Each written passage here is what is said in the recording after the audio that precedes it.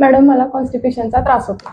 गरोदर महिलांमध्ये कॉन्स्टिपेशन म्हणजेच शौचास साफ न होणे हा त्रास बहुतांशी महिलांना होतो आणि याचं प्रमुख कारण म्हणजे गरोदर महिलांमध्ये प्रोजेस्ट्रॉन हे हार्मोन वाढलेलं असतं, ज्या हार्मोनमुळे बॉवेल मुवमेंट्स ह्या स्लो होतात.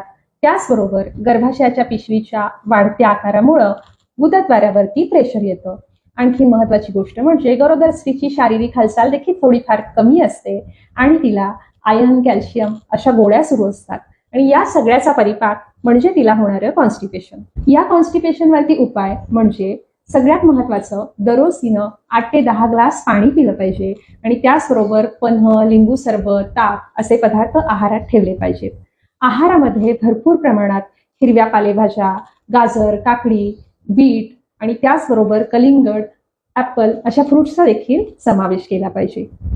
आहारातला बदल आणि भरपूर प्रमाणात पाणी याबरोबरच दररोज गर्भवती स्त्रीनं चालण्या फिरण्याचा व्यायाम सुरू ठेवला पाहिजे. या तिन्ही गोष्टींमुळे तिला कॉन्स्टिपेशनमध्ये थोड्याफार प्रमाणात आराम मिळू शकतो.